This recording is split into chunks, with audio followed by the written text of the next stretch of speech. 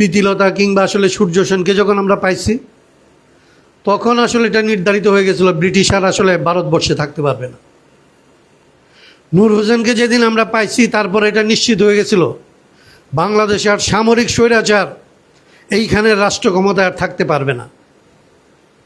এবং একইভাবে আমরা আবু সাইদকে যেদিন পাইছি, তারপরে আমরা বুঝছি যে বাংলাদেশে আর ফেসিবাদ ওইভাবে বাংলাদেশের বুকে আসলে আর কোনোভাবে টিকে থাকতে পারবে না। যারা বলে যে বাংলাদেশে আর 100 বছরের মধ্যে অভ্যুত্থান হবে না, তারা আসলে খুব ভুল কথা বলে।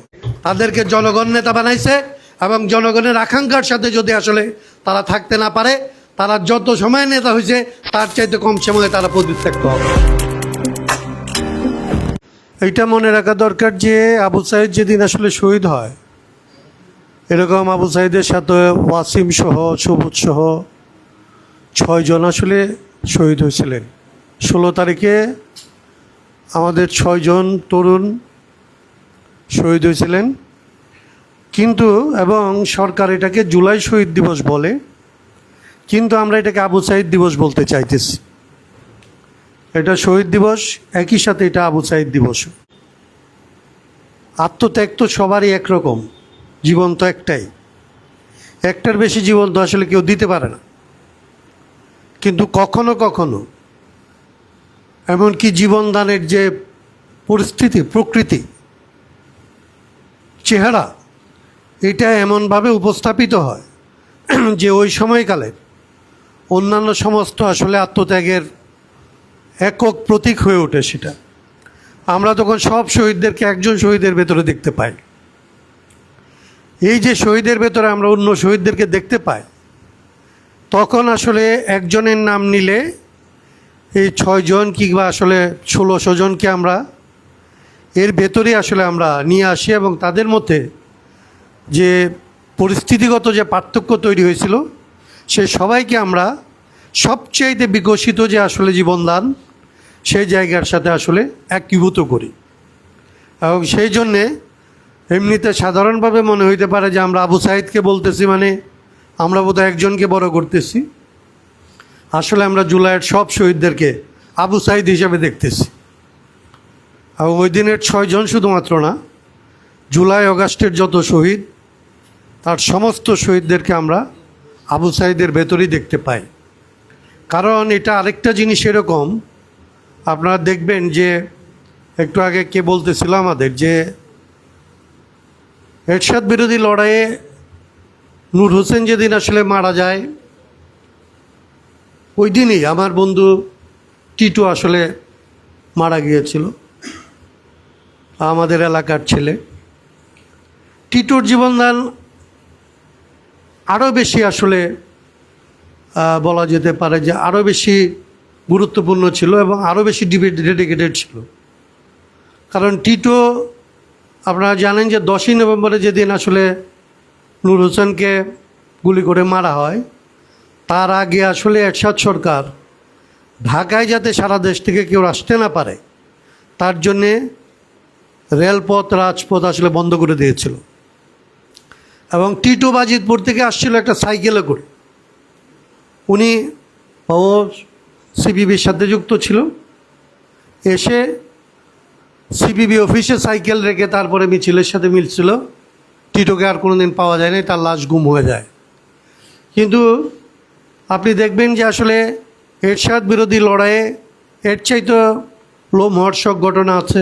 আমরা দীপালি শাহর কথা জানি, আমরা আসলে বসুনিয়ার কথা জানি, আমাদের একই ক্যাম্পাসে আমরা আসলে শাহজাহান সিরাজকে হারাইছিলাম, সেগুলির কথা জানি। কিন্তু দেখবেন যে আসলে এরশাদ বিরোধী লড়াইয়ে মুক্তির যে আকাঙ্ক্ষা, সেইটা আসলে বুকে পিঠে যেইভাবে আসলে টিটু লিখে আনছিল, এইটাই হয়ে উঠছিল এরশাদ বিরোধী লড়াইয়ের আসলে মূল কথা।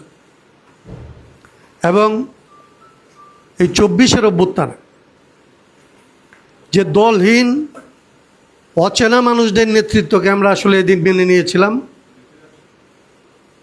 আবু সাইদ ছিল আসলে তাদের প্রতিনিধি।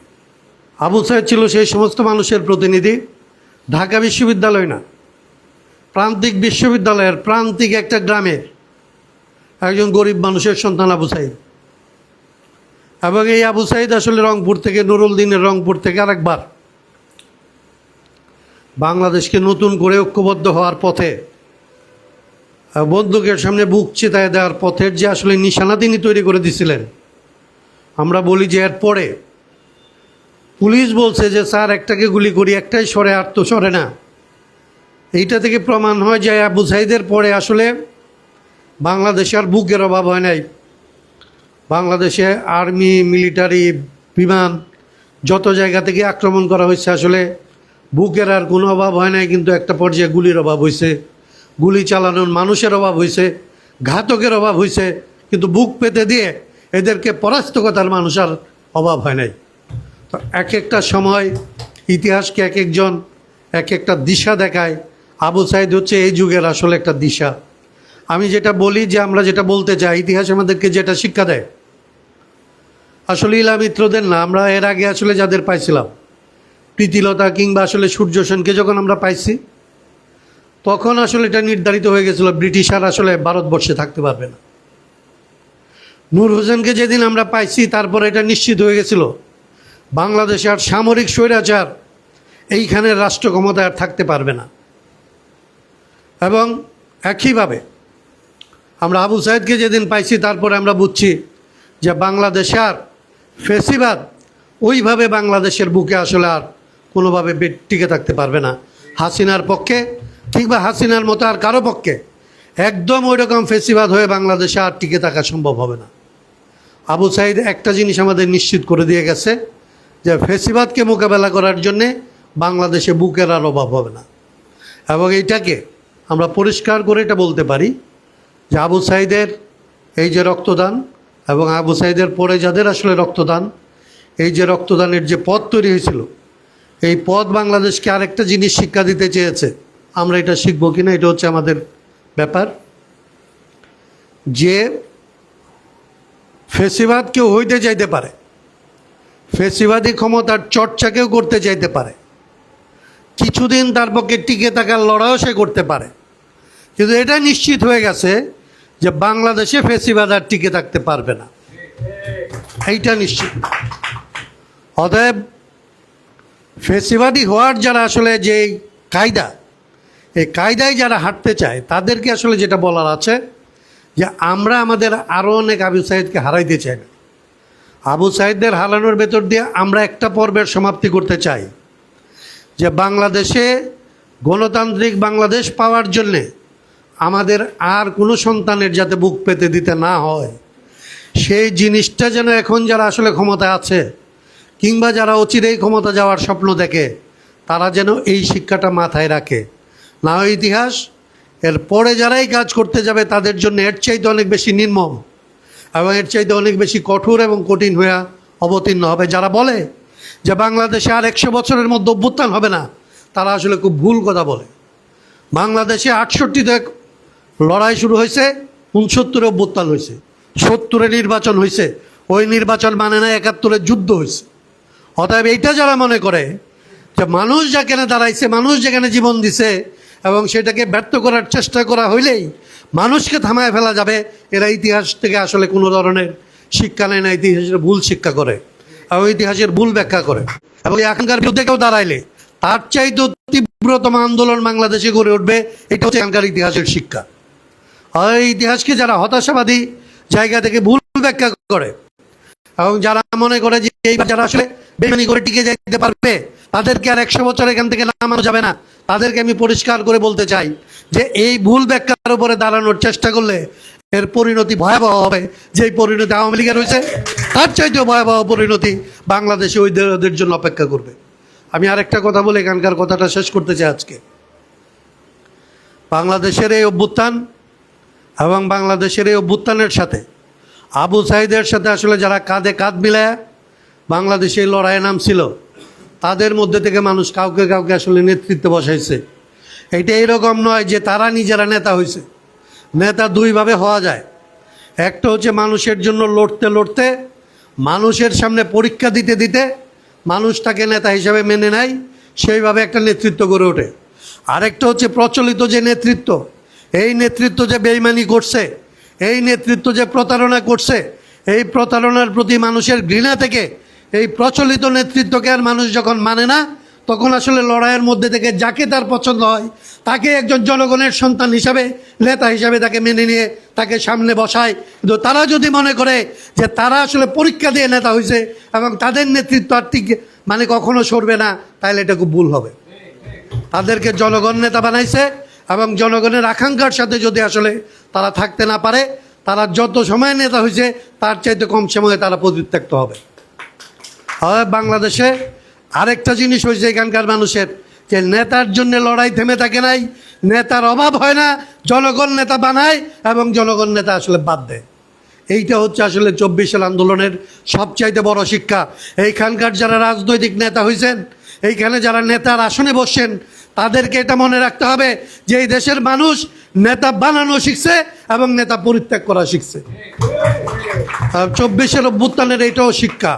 অতএব আজকে এই যে বাংলাদেশের রাষ্ট্রের সংস্কার হবে নাকি 17টা সংশোধনীর মতো আরেকটা সংশোধনী হবে, এইটাকে যারা উকালতি প্যাচের মতো মনে করে, এইটাকে যারা মনে করে যে তর্ক করে যুক্তি দিয়ে কুযুক্তি দিয়ে মানুষের আকাঙ্ক্ষাকে ডেকে দেওয়া যাবে, তারা আসলে খুব ভুল করতেছেন। বাংলাদেশের মানুষ কখনোই কুযুক্তিকে মেনে নেয় নাই, আদালতের কথাই মানে নাই, সেনাবাহিনীর কথাই মানে নাই, সংসদের কথাই মানে নাই, আপনাদের নেতাদের কথাই মানে নাই। মানুষ তার বিবেক থেকে যেটাকে সঠিক মনে করেছে সেটা বাস্তবায়ন করার জন্যে নতুন নতুন পথ বের করেছে। আবারও যদি কেউ পুরনো পথ দিয়ে, পুরনো কুযুক্তি দিয়ে বাংলাদেশের সংস্কারের যে রাজনীতি, এই রাজনীতিকে যদি কেউ ধামাচাপা দিতে চায়, বাংলাদেশের সংবিধানের সংস্কারের জন্য যে গণভোট হয়েছে, বাংলাদেশের সংবিধানের সংস্কারের জন্য যে সনদ হয়েছে, বাংলাদেশের রাষ্ট্রের সংস্কারের জন্যে দল মত নির্বিশেষে যে মানুষেরা যেভাবে রাস্তায় নেমে আসছে, এইটাকে যদি কোনো একটা কুতর্ক দিয়ে, সংবিধানের তর্ক দিয়ে, সংসদের তর্ক দিয়ে, আগের ধারাবাহিকতার তর্ক দিয়ে কেউ ডেকে ফেলতে চান, মনে রাখবেন বাংলাদেশ এইভাবে আপনাদের কাছ থেকে ন্যায্যতা শিখে নাই। বাংলাদেশের মানুষ তার বিবেকের ন্যায্যতা দিয়ে বাংলাদেশের রাজনীতিকে পরিবর্তন করেছে, আবারও পরিবর্তন করবে। সেইখানে না যাওয়ার জন্যে এইখান যারা কূটযুক্তি করে তাদেরকে অনুরোধ করে এইবারের যে জুলাই অগাস্টকে আবার নতুন করে বাংলাদেশের পূর্ণাঙ্গ সংস্কারের জন্যে, বাংলাদেশের রাষ্ট্রের সংস্কার, রাজনীতির সংস্কার এবং বৈষম্যহীন বাংলাদেশ বানানোর জন্য, বাংলাদেশের অর্থনৈতিক সংস্কারের, রাজনীতিকে পূর্ণাঙ্গভাবে নতুনভাবে এগিয়ে নিয়ে যাওয়ার জন্য আহ্বান জানিয়ে আপনাদের সবাইকে সেই লড়াইয়ে একসাথে কাজ করব এবং আবার নতুন কোনো আন্দোলনের ভেতর দিয়ে, নতুন পদ্ধতির আন্দোলনের ভেতর দিয়ে বাংলাদেশ যাতে আর কেউ এটাকে দখল করে জনগণের আকাঙ্ক্ষা নিয়ে যাতে আর ভবিষ্যতে কেউ টালবাহানা করতে না পারে, সেই রকমের লড়াইয়ের পথ নির্মাণ করব।